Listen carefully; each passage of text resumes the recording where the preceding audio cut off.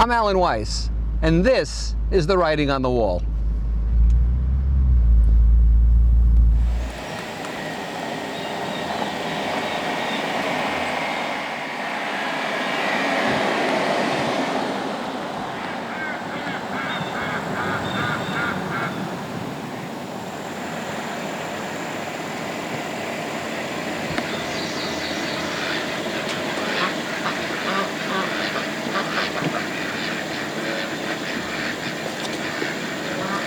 Welcome to Writing on the Wall. This episode is Showboating.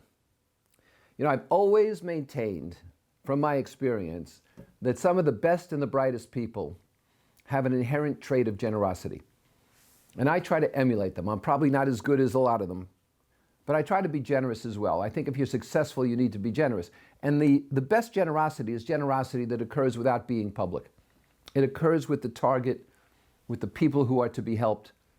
And it's not a showboating adventure. I'm directed at times to look at social media platforms by people who want to point out tremendous examples of generosity. But if they were tremendous examples of generosity, they wouldn't be broadcast all over social media.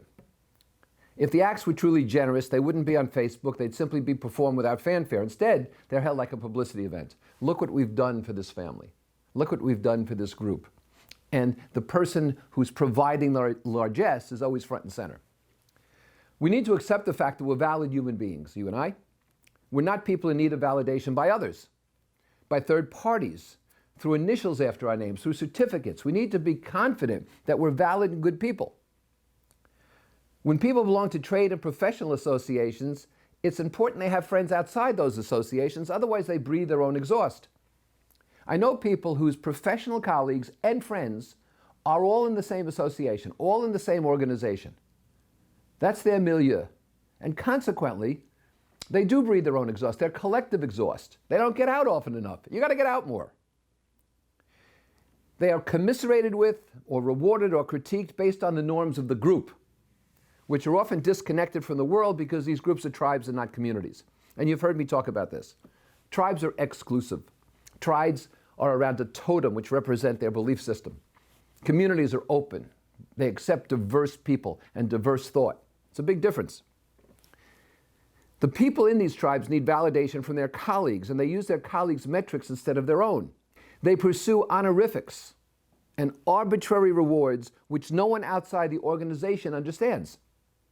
But it's consistent with the group, and they want to shine within the group. You know, I can put 19 initials after my name. I have awards up here on the shelf that would take 2 men to carry out of here at least. 19 initials, but I don't use them because if I took all 19 initials, to get on a subway, I'd still need $2 or whatever it is. The initials won't do it for me. The bank isn't impressed. I'm selling my talents. I'm not selling my resume. I'm not selling my credentials. I'm selling my ability to help you. I'm selling my value and the results you'll get. I want relevance and acceptance by my buyers, not my peer group. I don't need my peer group saluting me. I need buyers accepting me. I told a speaker once who was appearing at one of my events that she'd been fine.